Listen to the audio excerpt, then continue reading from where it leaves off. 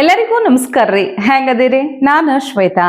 ಜಗತ್ನ್ಯಾಗ ನಡೆದಿರೋ ಸುದ್ದಿನ ನಮ್ಮ ಉತ್ತರ ಕರ್ನಾಟಕ ಭಾಷೆದಾಗ ಹೇಳಕ್ ಬಂದೀನಿ.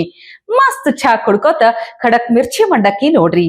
ಥೋ ಥೋ ಥೋ ಥೋ, ಬೇಡ ಬೇಡ ಅಂದ್ರು ಇಂಥ ಸುದ್ದಿಗಳೇ ನಮ್ ಬೆನ್ ಹತ್ತತಾವ್ ನೋಡ್ರಪ್ಪ. ಯಾರೋ ಶಾಸಕ ಪ್ರದೀಪ್ ಈಶ್ವರ್ ಅವರ ಬೆಂಬಲಿಗ ಅಂತ ಕಾಂಗ್ರೆಸ್ ಮುಖಂಡ ಅಂತ ನಾಗೇಶ್ ರೆಡ್ಡಿ ಅನ್ನುವಂಥವ್ರು, ಇವ್ರು BLO ಆಫೀಸರ್ ಶಿಕ್ಷಕ ಶಿವಶಂಕರ್ ಅನ್ನೋರಿಗೆ ಹಿಂಗ ಧಮಕಿ ಹಾಕ್ಯಾರಂದ್ರ ಈ ಆಡಿಯೋ ಈಗ ಸಿಕ್ಕಾಪಟ್ಟೆ ವೈರಲ್ ಆಗ್ಲಿಕ್ಕತ್ತದ. ಪ್ರದೀಪ್ ಈಶ್ವರ್ ಅವ್ರಿಗೆ ಬಹಳ ಖಾಸ ಅಂತ ಅವ್ರ ಬಣದಾಗೆ ಯಾವಾಗ್ಲೂ ಗುರುತಿಸ್ಕೊಳ್ಳುವಂಥವ್ರು ಇವರು. ಚಿಕ್ಕಬಳ್ಳಾಪುರದ ಕಾಂಗ್ರೆಸ್ ಮುಖಂಡ ನಾಗೇಶ್ ರೆಡ್ಡಿ ಅನ್ನೋರು ಸರ್ಕಾರಿ ಅಧಿಕಾರಿಗೆ ಧಮಕಿ ಹಾಕ್ಯಾರ್ರಿ. ಏನದ ಕೇಳಬಾರ್ದು ನೀವು, ಆಡಿಯೋ ಆದ್ರೂ ಕೇಳಿಸ್ಲೇಬೇಕು, ಒಂದ್ಸಲ ಕೇಳ್ರಿ. ಯಾವ ರೂಲ್ಸ್ ನೀವು ನಂಬರಾಗಿಲ್ವಾ? ಯಾವ ರೂಲ್ಸ್ ಮಾತಾಡ್ತೀರ ಸರ್ ನೀವು?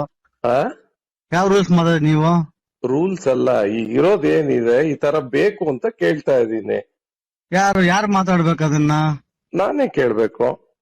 ನಂಬರಾಗಿದ್ರೆ ನೀವು ಇವತ್ತಿಗೂ ಇಲ್ಲ. ಮತ್ ನೀವೇನ್ ಕೇಳೋದ್ ಕ್ವಶನ್? ಅದು SIR ನಾನೇ ಮಾಡ್ತಾ ಇದೀನಲ್ಲ. ನೀನ್ ಯಾವನ ಕೇಳಕ್ಕೆ? ನೀನ್ ಯಾವನ ಕೇಳಕ್ಕೆ ತಗೊಂಬಂದು BJP ಸಪೋರ್ಟ್ ಮತ್ತೆ ನೀನು ಇದಕ್ ಬೇರೆ ಅದು ಬೇರೆ ಇದೆ. ನೀನ್ ಕಂಪ್ಲೇಂಟ್ ಕೊಡ್ತೇನೆ ನೀನು ಬೆಳಗ್ಗೆ. ನಾಗೇಶ್ ಏನ್ ಮಾತಾಡ್ತಾ ಇದ್ದೀನಿ? ನೀನ್ BJP ಬಗ್ಗೆ ನನ್ನ ಮಗನ್ ನನ್ಗೆ ಗೊತ್ತು. ನನ್ನ ಮೇಲೆ ಇವತ್ತಿಗೆ 2 ಕೇಸ್ ಆಗಿದೆ. ನಿಂದು ಒಂದ್ ಕೇಸ್ ಆಗಿ ನಾನು ತಲೆ ಕೆಡ್ಸ್ಕೊಳಲ್ಲ. ಏನ್ ಮಾತಾಡಿದೀನಿ ನೀನು? ಮಾತಾಡ್ಬೇಕು, ಇರ್ತದಲ್ಲಿ ಮಾತಾಡೋ ಅಲ್ಲ. ನಾನು ಈ ಕಾಂಗ್ರೆಸ್ ನಾಯಕರಿಗೆ ಮುಖಂಡರಿಗೆ ಇದೇನು ಹೊಸದಲ್ಲ ಬಿಡ್ರಿ. ಇವರ ನಾಯಕ CM ಸಿದ್ದರಾಮಯ್ಯನವರೇ ಸ್ಟೇಜ್ನಾಗೆ ಜಿಲ್ಲಾಧಿಕಾರಿಗಳಿಗೆ IAS ಅಧಿಕಾರಿಗಳಿಗೆ ಕಿಮ್ಮತ್ ಕೊಡ್ಲಾರ್ದಂಗ ಬೈದಾರ, ಬೆದರಿಕೆ ಹಾಕ್ಯಾರ, ಸಿಟ್ಟಿಗೆ ಬಂದಾರ. ಆದ್ರೆ ಈ ಆಡಿಯೋ ಕೇಳಿದಾಗ ಒಂದ್ ಕಡೆ ಅಲ್ಲ, BJPಗೆ ಬೆಂಬಲ ಕೊಡ್ತೀಯ, ಸಪೋರ್ಟ್ ಮಾಡ್ತೀಯಾ, ಅದು ಎಷ್ಟು ಬೆಂಕಿ ಹತ್ತತೈತಿ ನೋಡ್ರಿ. ಅವ್ರಿಗೆ ಎಷ್ಟು ತ್ರಾಸ ಆಗ್ತೈತಿ. ಅಷ್ಟೇ ಅಲ್ಲ, ಬೀಪ್ ಟೋನ್ ಹಾಕುವಂತ ಕೆಟ್ಟ ಕೆಟ್ಟ ಪದಗಳನ್ನು ಬೈದು ಧಮಕಿ ಹಾಕ್ತಾರ ಒಬ್ಬ ಸರ್ಕಾರಿ ಅಧಿಕಾರಿಗೆ ಅಂತಂದ್ರ ತಿಳ್ಕೊಂಡ್ಬಿಟ್ರಿ ನೀವು ಇವ್ರಿಗೆ ಎಂಥ ಸಂಸ್ಕೃತಿ ಅನ್ನೋದು. ನೋಡ್ರಿ, ಈಗ ರಾಜೀವ್ ಗೌಡ ಆಯ್ತು, ಈಗ ನಾಗೇಶ್ ರೆಡ್ಡಿ ಆಯ್ತು, ಬಿಟ್ರ ಹಿಂಗ ಲಿಸ್ಟ್ ಬೆಳ್ಕೊಂತೆ ಹೋಗ್ತದ. ಇಂಥವ್ರಿಗೆ ಒಳ್ಳೆ ಉತ್ತರ ಕೊಡ್ಬೇಕು ಕರೆಕ್ಟ್ ಆಗಿ, ಅವಾಗ ಸ್ವಲ್ಪನ ಬುದ್ಧಿ ಬರಬಹುದು ಅಂತ ಅನ್ಕೊಂಡಿ ನೋಡ್ರಿ. ಇನ್ನು ಮೊನ್ನೆ ಅಷ್ಟೇ ಲಕ್ಷ್ಮೀ ಹೆಬ್ಬಾಳ್ಕರ್ ಅವ್ರನ್ನ ಕೇಳಿದಾಗ ಸ್ವತಃ ಅವರ ಹೇಳಿದ್ರು, ಒಬ್ರಲ್ಲ ಇಬ್ರಲ್ಲ ಏನಿಲ್ಲ ಅಂದ್ರು ಒಂದ್ 52,000 ಹೆಣ್ಮಕ್ಳಿಗೆ ಗೃಹಲಕ್ಷ್ಮಿ ರೊಕ್ಕ ಬಂದಿಲ್ಲ ಅಂತ ಹೇಳಿ ಅದನ್ನ ಬಗೆಹರಿಸೋದ್ರಾಗ ಪಾಪ ಬ್ಯುಸಿ ಇರಬಹುದು ಅಂತ ನಾ ಅನ್ಕೊಂಡೆ. ಆದ್ರ ಬೆಳಗಾವಿದ ಕ್ರಿಕೆಟ್ ಗ್ರೌಂಡ್ನ್ಯಾಗ ದಿಢೀರ್ ಪ್ರತ್ಯಕ್ಷ ಆಗ್ಬಿಟ್ರು. ಈ ಕಡೆ ಜಿಲ್ಲಾ ಉಸ್ತುವಾರಿ ಮಂತ್ರಿ ಸತೀಶ್ ಜಾರಕಿಹೊಳಿ ಅವರಂತ, ಆ ಕಡೆ ಮಹಿಳಾ ಮತ್ತು ಮಕ್ಕಳ ಕಲ್ಯಾಣ ಮಂತ್ರಿ ಲಕ್ಷ್ಮೀ ಹೆಬ್ಬಾಳ್ಕರ್ ಅಂತ. ಏನ್ ಶಿಸ್ತು ಕ್ರಿಕೆಟ್ ಆಡೋದ್ರಾಗ ಬ್ಯುಸಿ ಆಗ್ಯಾರ, ಮಸ್ತ್ ಎಂಜಾಯ್ ಮಾಡ್ಲಿಕ್ಕತ್ತಾರ. ಈ ಕಡೆ ಸತೀಶ್ ಜಾರಕಿಹೊಳಿ ಅವರು ಬ್ಯಾಟಿಂಗ್ ಮಾಡ್ಲಿಕ್ ನಿಂತ್ರ ಲಕ್ಷ್ಮೀ ಹೆಬ್ಬಾಳ್ಕರ್ ಅವರು ಬೌಲಿಂಗ್ ಮಾಡ್ಲಿಕ್ ನಿಂತಾರಂತ. ಸ್ಪೆಷಲ್ ಏನ್ ಗೊತ್ತೇನ್ರಿ, ಲಕ್ಷ್ಮೀ ಹೆಬ್ಬಾಳ್ಕರ್ ಅವ್ರು ಮಾಡಿದ ಬೌಲಿಗೆ ಕ್ಲೀನ್ ಬೋಲ್ಡ್ ಆಗ್ಬಿಟ್ರಂತ ಸತೀಶ್ ಜಾರಕಿಹೊಳಿ ಅವರು.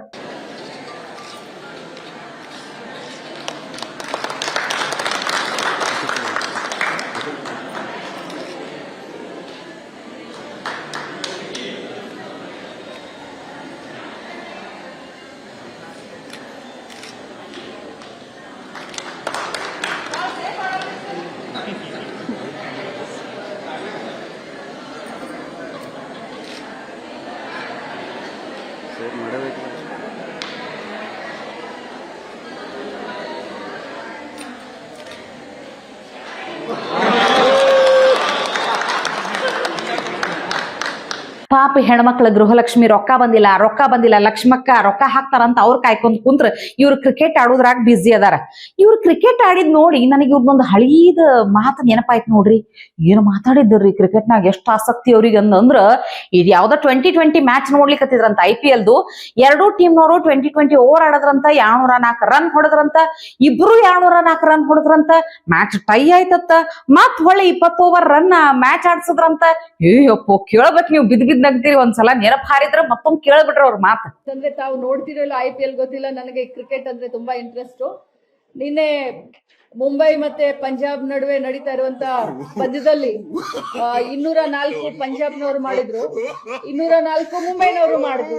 ಮ್ಯಾಚ್ ಟೈ ಆಯ್ತು 11:30 ಗಂಟೆ ರಾತ್ರಿ.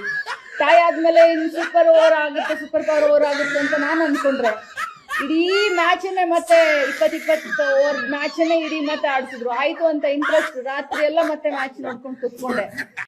ಅಷ್ಟೆಲ್ಲ ತಪ್ಪಾಗಿ ಹೇಳಿ ಮತ್ತೆ ಕ್ರಿಕೆಟ್ನಾಗ ಬಹಳ ಆಸಕ್ತಿ ಅಂದ್ರಲ್ಲ, ಅದು ಇನ್ನ ಹೆಚ್ಚು ನಗು ಬಂತು ನೋಡ್ರಿ. ಬಿಡ್ರಿ, ಈಗ ರಾಜ್ಯದಾಗ ಸೀರಿಯಸ್ ಆಗಿ ಮತ್ತೆ ಸಿಎಂ ಕುರ್ಚಿ ವಿಚಾರ ಚರ್ಚೆದಾಗ ಬಂದೈತಿ. ಸಿಎಂ ಬದಲಾವಣೆ ಅಂತೂ ಇಲ್ಲವೇ ಇಲ್ಲ.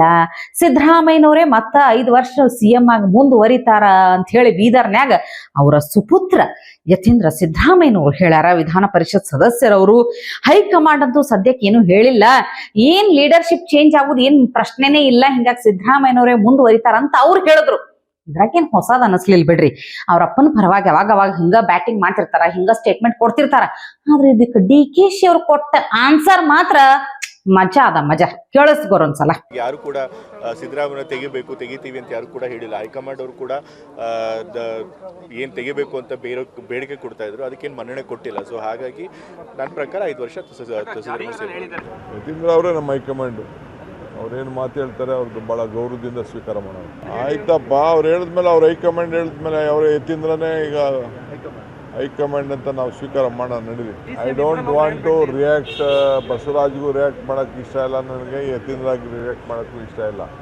ಏನ್ ರಿಯಾಕ್ಟ್ ಮಾಡಿದ್ರು ನಮ್ಮ ಡೆಲ್ಲಿಯವ್ರು ರಿಯಾಕ್ಟ್ ಮಾಡ್ಬೇಕು. ಯತೀಂದ್ರನೇ ಹೈಕಮಾಂಡ್ ಅಂತ ಹೇಳಿ ಏನ್ ಅಗದಿ ವ್ಯಂಗ್ಯವಾಗಿ ಹೇಳಿದ್ರು ನೋಡ್ರಿ. ಅಷ್ಟೇ ಅಲ್ರಿ, DK ಶಿವಕುಮಾರ್ ಅವ್ರ ಅಂದ್ರ ನನಗೂ CM ಆಗ್ಬೇಕನ್ನೋ ಆಸೆ ಐತಿ. ನಮ್ಮ ಮಂದಿ ಆಗಿರ್ಬಹುದು, ನಮ್ಮ ಕಡೆಯವರ ಅಭಿಮಾನಿಗಳಿಗಾಗಿರ್ಬಹುದು, ಎಲ್ಲರಿಗೂ ಆಸೆ ಇರ್ತೈತಿ. ಆದ್ರ ಪಕ್ಷ ಏನ್ ಹೇಳ್ತೈತಿ ಅದನ್ನ ಮಾಡ್ತೀವಿ ಅಂತ ಹೇಳಿದ್ರು. ಅದ್ರ ಕಡೀದಾಗಿ ಒಂದ್ ಮಾತು ಹೇಳಿದ್ರು ನೋಡ್ರಿ, ಟೈಮ್ ವಿಲ್ ಆನ್ಸರ್ ಅಂತ ಹೇಳಿ. ಆ ಕಾಲ, ಆ ಟೈಮ್ ಯಾವಾಗ ಬರ್ತೈತೋ ಏನೋ ಯಾರಿಗ್ ಗೊತ್ತು. ಜನರಿಗೂ ಇದೆ, ಶಾಸಕರಿಗೂ ಇದೆ, ನಿಮ್ಗೂ ಇದೆ, ಎಲ್ಲರಿಗೂ ಇದೆ. ಬಟ್ ಪಾರ್ಟಿ ಏನ್ ಹೇಳ್ತದೆ ಕೇಳಬೇಕು ನಾವೆಲ್ಲ. ಇನ್ನೊಂದು, ಪರಮೇಶ್ವರ್ ಅವರು ನಿನ್ನೆ ಚಿಕ್ಕಮಗಳೂರಿಗೆ ಹೋಗಿದ್ದಾರೆ. ಅಲ್ಲಿ ಅವರು CM ಆಗಬೇಕು ಅಂತ ದಲಿತ ಸಂಘಟನೆಗಳು ತಪ್ಪೇನಿದೆ. ಅವ್ರವ್ರ ಅಭಿಮಾನಿಗಳು ಅವ್ರು ಆಸೆ ಪಡ್ತಾರೆ, ಅದಕ್ಕೆಲ್ಲ ನಾನು ಬೇಡ ಅಂತ ಹೇಳಕ್ಕಾಗಲ್ಲ. ಏನಾದ್ರು ನಿರೀಕ್ಷೆ ಮಾಡಬಹುದು ಜನ? ಏನ್ ಹೇಳಿ? Time will answer. ಇಷ್ಟೋ ತನಕ ಒಬ್ರಿಗೆ ಸಿಕ್ಕಾಪಟ್ಟೆ ಕೆಟ್ಟದಾಗ ಬೈದು ಧಮಕಿ ಹಾಕೋದಾಯ್ತು, ಮತ್ತೊಬ್ರು ಕ್ರಿಕೆಟ್ ಆಡೋದ್ರಾಗ ಬ್ಯುಸಿ ಆಗ್ಯಾರ, ಇನ್ನು ಕೆಲವರು CM ಕುರ್ಚಿದಾಗ ಬ್ಯುಸಿ ಆಗ್ಯಾರ. ನಮಗೆ ಯಾವಾಗ CM ಆಗೋದು ಅವಕಾಶ ಸಿಗ್ತೈತಿ, ಅಧಿಕಾರ ಸಿಗ್ತದಂತ ಬ್ಯುಸಿ ಆಗ್ಯಾರ. ಆದ್ರ ಖರೆ ರಾಜಕಾರಣಿ ಹೆಂಗಿರ್ಬೇಕು ಅನ್ನೋದಕ್ಕ ದೆಹಲಿ ಮುಖ್ಯಮಂತ್ರಿ ರೇಖಾ ಗುಪ್ತಾನೆ ಸಾಕ್ಷಿ ನೋಡ್ರಪ್ಪ. ಎಷ್ಟು ಅಭಿವೃದ್ಧಿ ಮಾಡ್ಯಾರ ಒಂದೇ ಒಂದು ವರ್ಷದಾಗ ಅನ್ನೋದಕ್ಕ ಸಾಕ್ಷಿ ಸಮೇತ ಐತಿ, ನೋಡ್ಬಿಡ್ರಿ ಒಂದ್ಸಲ.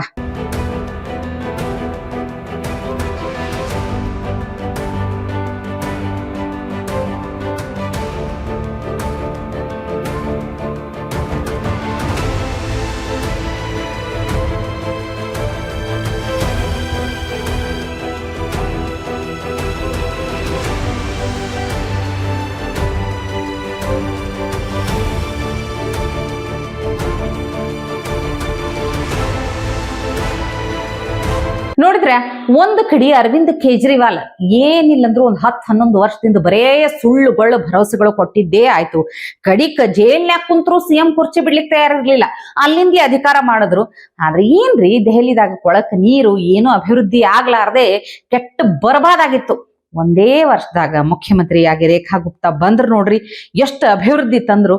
ಅಲ್ಲ, ಒಂದು ರಾಜ್ಯನ ಮುನ್ನಡೆಸ್ಬೇಕು ಅಂತಂದಾಗ ಇಂಥವ್ರು ಮಾದರಿ ಆಗ್ತಾರೆ, ಇಂಥದ್ದನ್ನ ನೋಡಿ ಕಲಿಬೇಕಂತೀನಿ ನಾನು.